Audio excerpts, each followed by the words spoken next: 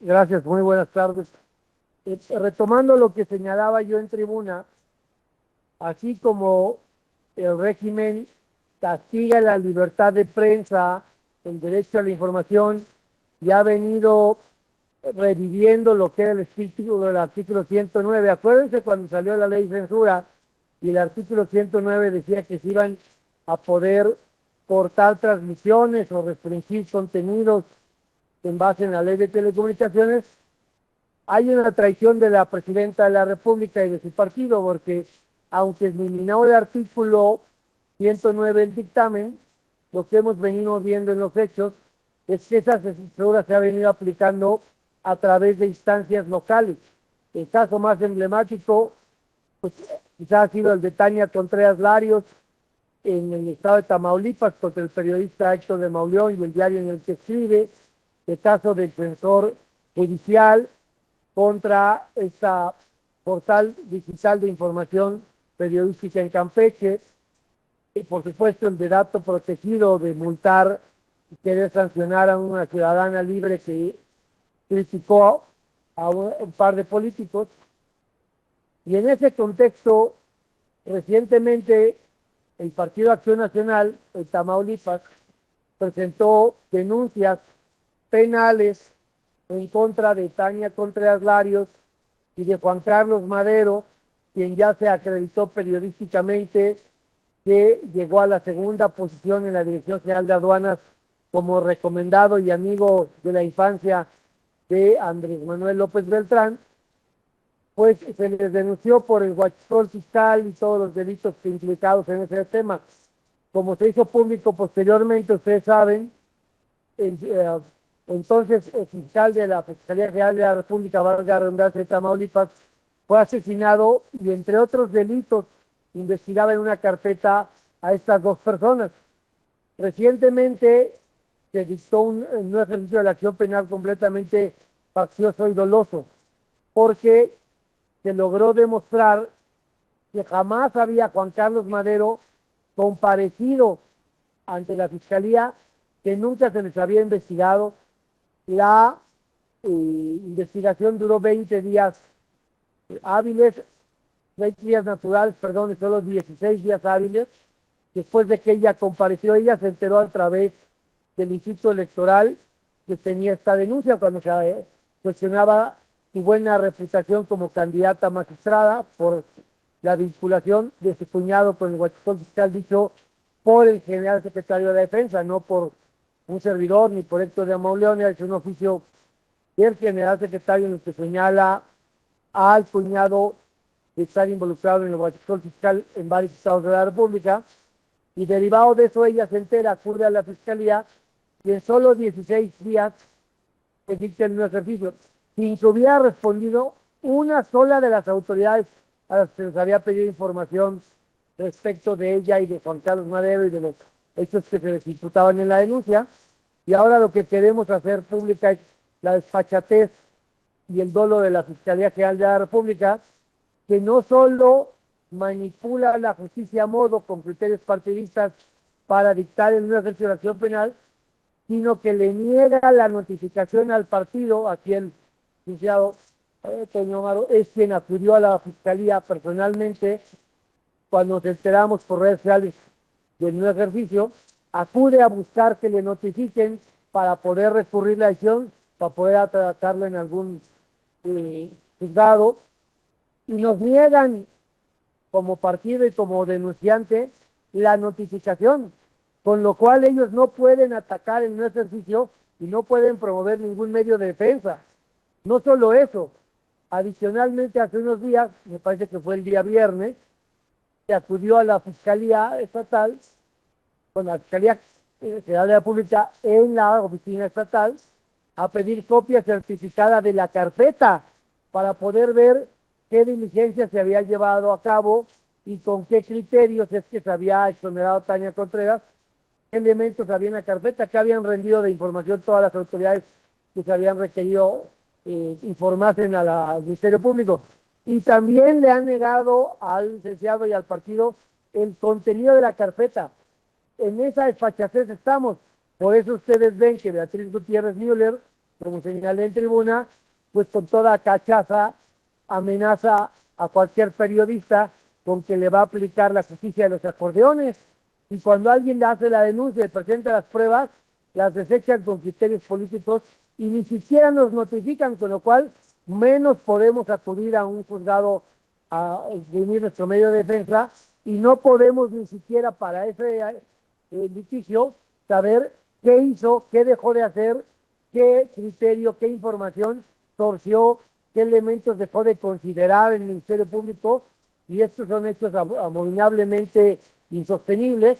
y le exigimos a la Presidenta de la República que lo revise, porque el no revisarlo la vuelve a ella y al fiscal Gertz cómplice del huachicol fiscal en Tamaulipas, de la falta de objetividad e imparcialidad en la posición de justicia, pero sobre todo, el negarse a investigar a los huachicoleros en Tamaulipas es una traición a la memoria del fiscal, que el propio gobierno ha señalado que la principal línea de investigación es el huachicol fiscal y el decomiso que se hizo días antes en el estado de Tamaulipas, específicamente en la ciudad de Reynosa, y que presuntamente es lo que le costó la vida al funcionario federal. Es lo que queríamos compartir con ustedes. No sé si quieran decir algo adicional. Muy buenos días a todos. Nada más como abogado representante del Partido Acción Nacional, hacerles mención que el agente del Ministerio Público de la Federación, titular de la cédula 3 en Reynosa, el licenciado Jaime Quiroga Urbina, fue quien dictó un acuerdo de negativa a las copias de la carpeta de investigación. Aquí está el documento y en referencia a eso pues nos deja en un estado de indefensión para poder nosotros contravertir el no ejercicio de la acción penal de esta denuncia que es ya de dominio público. Gracias. Y la presidenta pues está obligada política y moralmente a intervenir. No puede retar al periodismo y a la oposición a presentar pruebas de la corrupción y los delitos que se cometen en su gobierno. Cuando luego se presentan las denuncias, las desestiman con criterios de impunidad partidista, y encima ahora, en un asunto inédito, nos niega los medios de defensa para atacar esa impunidad en tribunales. Es lo que queríamos compartir con todos ustedes. Gracias, diputado. Abrimos la ronda de preguntas y respuestas con Félix Muñiz, de Punto Aéreo. Gracias, diputado. Respecto a este tema, primero, preguntarte si esto ya es evidencia de que México se desnacionalizó, es decir, pues ya no respetan nada, o sea, no hay ya ley que apliquen y que se respete. Pues no sé si ya hay que poner también las barbas a remojar por lo que está haciendo Estados Unidos. Y en un momento determinado, que ustedes, a través de que no les respetan sus peticiones o todas estas violaciones, van a acudir a instancias internacionales. Entiendo por lo que me comentan la parte jurídica que vamos a intentar, primero en instancias nacionales, a través de juicio de amparo, forzar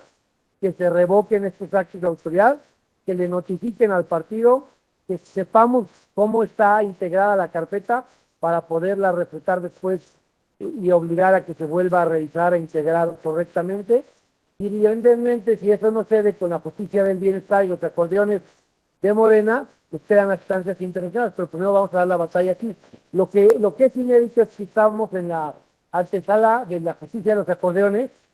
pero esto es todavía peor, porque no te está diciendo Morena que te vayas a probar tu dicho contra un juez. Aquí lo que está haciendo Gertz y Sheinbaum, los dos, porque Juan Carlos Madero es amigo y recomendado del Lampón de Landi, es negarte siquiera el derecho a acudir a un juzgado a atacar el no ejercicio. ¿Cómo me logro acreditar en el juzgado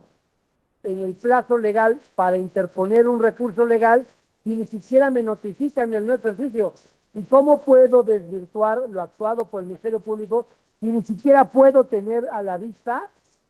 la copia certificada del contenido de la carpeta? ¿Cómo le pruebo al juez el manejo partidista si ni siquiera lo puedo exprimir o desarrollar en mi juicio ante ese juzgado? Esto es inédito, esto ya peor que la justicia de los acordeones, porque es la impunidad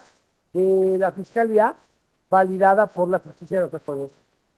Y en otro tema, si lo puedes contar en este momento, es este asunto se descarriló o no el Tren Maya. Es decir,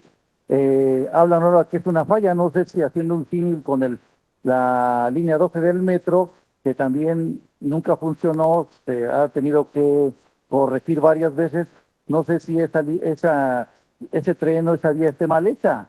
Lo que se descarriló es la corrupción de Andy López Beltrán y de Amílcar. Yo no he olvidado ese audio donde Amílcar dice, bueno, y si el balastro es malo y se descarrila el tren, pues es problema del siguiente gobierno. Es un poco esa frase emblemática de Fox de hágase lo bolsada en los bueyes de mi compadre, y es parte de las herencias malditas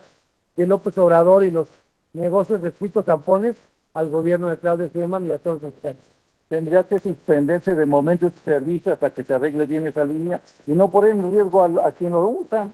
Mira, lo correcto sería que un peritaje independiente,